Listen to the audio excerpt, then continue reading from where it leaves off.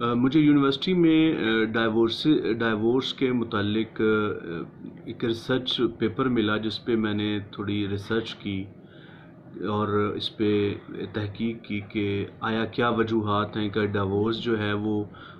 آج کل ہمارے معاشرے میں بہت زیادہ ہو رہی ہیں۔ تو اس وقت تحقیق کے مطابق اس سال 2001 میں ریکارڈ تعداد میں کوئی تقریباً 15 سے 20 ہزار تک کی ریشو پر ایک سال میں ڈائیورسز ہو چکی تھی۔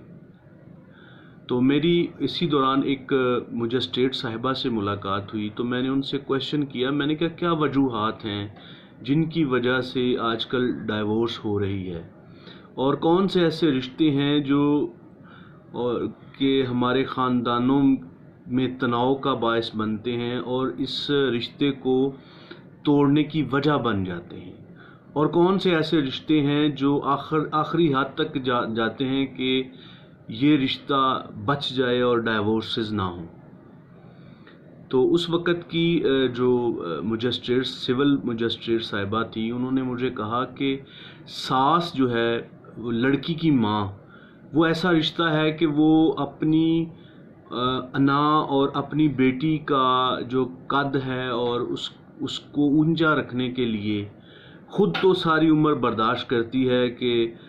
مرد کی سختیاں اور حالات کی سختیاں برداشت کر لیتی ہے، لیکن اپنی بیٹی کی دفعہ وہ جو ہے وہ برداشت نہیں کرتی، اور ہر معاملے میں جو ہے وہ نکتہ چینی اور ٹانگ اڑانے کی کوشش کرتی ہے، جس وجہ سے وہ یہ ڈائیورس جو ہے ہو جاتی ہے۔ اور میں نے ان سے پوچھا کہ پھر ایسی کیا وجوہات ہیں اور کون سے ایسے عوامل ہیں، کون سے رشتے ہیں جو آخری حد تک جاتے ہیں کہ یہ رشتہ بچ جائے۔ تو مجسٹریٹ صاحبہ نے کہا کہ سسر، دونوں طرف کے سسر جو ہیں وہ آخری حد تک جاتے ہیں، اور میں نے اپنے کورٹ میں بیٹیوں کے پاؤں میں پڑتے ہوئے اپنے بزرگوں کو، باپ کو دیکھا ہے، اور شوہر کے باپ کو بھی دیکھا ہے کہ وہ ہر حد تک جاتے ہیں کہ رشتہ بچ جائے، لیکن کورس میں آئے ہوئے لوگ جو ہے وہ کسی حد جو وہ نتیجہ لے کر آتے ہیں کہ سوچ کر آتے ہیں کہ ہم نے جو ہے یہ ڈائیورس لینی ہے، اور پھر ڈائیورس ہو جاتی ہے۔